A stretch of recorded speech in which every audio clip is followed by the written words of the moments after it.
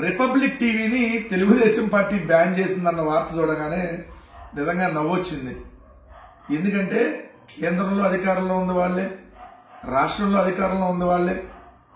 Normal గా కొంత republic TV అంటే బీజేపీకి సపోర్ట్ అనేటటువంటి వాదన కూడా ఉంది.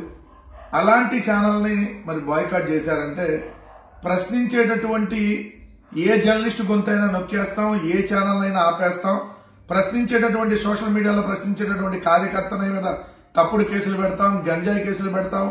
అదేవిధంగా ప్రశ్నించేటటువంటి యూట్యూబర్లను లేదంటే ప్రశ్నించేటటువంటి పత్రికలను ఛానల్ను అందరినీ బ్యాన్ చేసుకుంటా పోతామంటే అక్కడే తెలుగుదేశం పార్టీ ఎంత దారుణంగా వైఫల్యం చెందింది 18 నెలల కాలంలో అనడానికి ఇది నిదర్శనం. అయినా వీళ్ళకి బ్యాన్ చేయడం కొత్త ఏం కాదు, తర్వాత మళ్ళీ ఏదైతే ఎత్తేయడం కూడా కొత్త కాదు. సిబిఐని ఈడీని రాష్ట్రంలోకి రానియన్నాడు చంద్రబాబు నాయుడు గారు. సిబిఐ ఈడీని తర్వాత రానిచ్చాడు. నరేంద్ర మోడీని బ్యాన్ చేస్తున్నా అని చెప్పి నల్లబేలులు వదిలాడు. ఇప్పుడు నరేంద్ర మోడీ అంత దేవుడు అసలు ఈ ప్రపంచంలో లేడని చెప్పి ఈ రోజు పొగుడుతున్నటువంటి పరిస్థితి. ఒక్కటైతే స్పష్టంగా చెప్తా ఉన్నా, 18 నెలల చంద్రబాబు నాయుడు గారి దారుణమైనటువంటి పరిపాలనని ఎవరు ప్రశ్నించినా వాళ్ళని కేసులు పెడతాం, వేధిస్తాం, లేదంటే చంపేస్తాం అంటే దీన్ని ఎవడో కూడా రాజకీయ పార్టీ అంటూ ఉగ్రవాద సంస్థ అంటారు.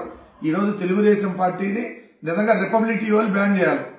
ఎందుకంటే సిగ్గు లేదా, మీరు కనీసం ఏం మాట్లాడుతున్నారో తెలియదా, అసలు మీలాంటి పార్టీని మేము పిలవటం వేస్ట్ అని చెప్పి వాళ్ళు బ్యాన్ చేయాలి. కానీ వీళ్ళ ముందే వాళ్ళు బ్యాన్ చేసేసుకున్నారు. సో ఇక్కడే అర్థమైపోతుంది తెలుగుదేశం పార్టీ అంత ఘోరంగా వైఫల్యం చెందిందనేది. రానున్న రోజుల్లో మీరు టీవీ ఛానల్లో లేదంటే ఇంకో పత్రికల్లో మీరు బాయ్కాట్ చేయడం కాదు, ఆంధ్రప్రదేశ్ రాష్ట్ర ప్రజలు శాశ్వతంగా మిమ్మల్ని బాయ్కాట్ చేసి బావిలో బొంద పెడతారన్నటువంటి విషయం గుర్తుపెట్టుకోమని చెప్తా ఉన్నా.